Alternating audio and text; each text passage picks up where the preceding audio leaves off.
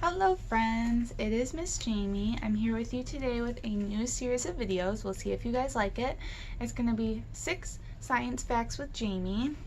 Each time I'm going to be reading off 6 random science facts off of these cards that I have here. As we keep going throughout the series, you can learn more and more things about different aspects of science, whether that's like chemical reactions, animals on Earth, ecosystems on Earth, all different types of things. Then at the end of the video, we will choose one of the random topics that we learned about to do a video on. How I'm going to choose the topics is by your comments. So each week, if you like something that you see on one of the cards and you want to learn more about it, then I will pull a book from our shelves. And next week, we will read a book about whatever given topic is commented upon. And if more than one person comments, then it's a vote. Okay, so sorry for all the talking, but without any more delay, here is 6 random science facts with Miss Jamie. I hope you guys enjoy it. I certainly love learning facts, especially when they're random. Okay, so the first topic that we're learning about today is fall foliage. Fall foliage. It says, most leaves are green with chlorophyll, the pigment involved in capturing energy from sunlight to make the sugars trees use to nourish themselves. When the weather cools down and chlorophyll breaks down, other pigments that it had masked become visible. The autumn leaves of maple, ash, hickory, aspen, and many other trees give way to vibrant new yellows, oranges, and reds. Okay, so fall foliage is when chemical reactions happen inside the leaves to make them change colors. That happens during the fall every year, especially where we live. In the Midwest, we always get really colorful falls because the weather changes so much. This week's flowers and bugs section is going to be out about the world's largest flower. It says on the back, the largest flower in the world is the Rafflesia arnoldi, known as the corpse flower for its terrible smell. The smell attracts flies that help it pollinate. Found in Borneo and Sumatra, a single flower grows to be about 3 feet across.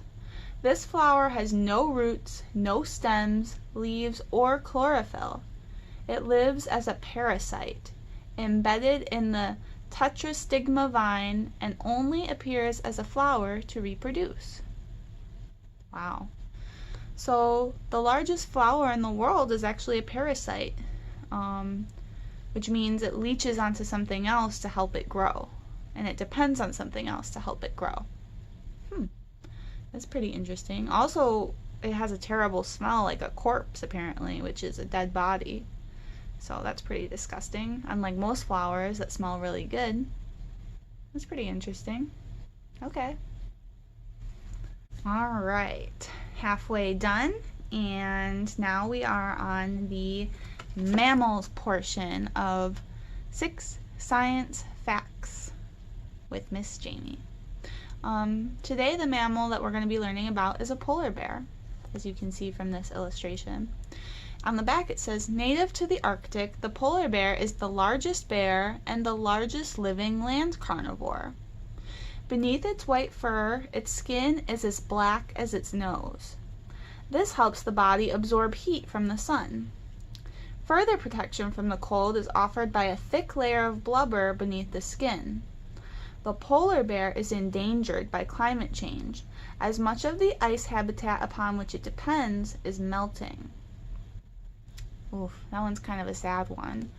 I don't know about you, but I've always thought polar bears are really cool, and I didn't even know that they were the largest land carnivore, but they are. I just always thought they were really beautiful and cute. Yeah, see how its nose right there is black? That's what color its skin actually is. Its fur is just white to reflect, to blend in with all the ice. It's like a camouflage. All right, so now we're halfway done. That was number 3 about the polar bear.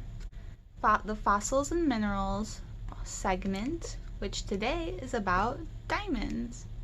I like diamonds especially because they are my birthday crystal or whatever. All right, diamonds. A very hard crystal composed of carbon, a diamond is formed under great pressure deep in the Earth's mantle.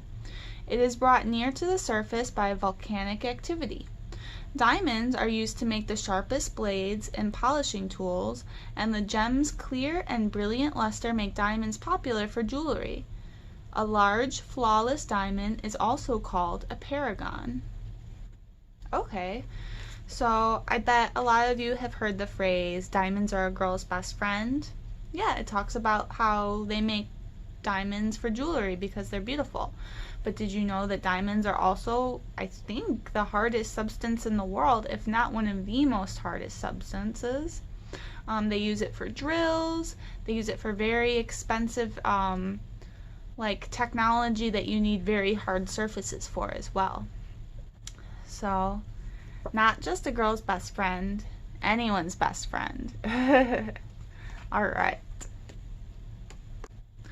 Alright, our next genre of facts is titled Under the Water. And what we're learning about under the water today is bioluminescence. That's a pretty long word. It's really interesting though. Bioluminescence. Many sea creatures chemically create light. When a pigment called luciferin is oxidized in the presence of the enzyme luciferase, I might have said that wrong, a greenish light that makes no heat is created. This trick is used by tiny bacteria as well as large squids and fish. Many deep-dwelling creatures use bioluminescence to attract prey. Okay, so bioluminescence is basically when creatures that live underneath the water chemically create light with their bodies. Like most of the light that we know about, like if you touch a light bulb, it's hot. And we know that the sun is hot too. But this type of light doesn't create heat, which is different than most of the heat that we know about. This makes me wonder if fireflies are also bioluminescent. Even though they don't live under the water, they still glow. So I wonder. All right.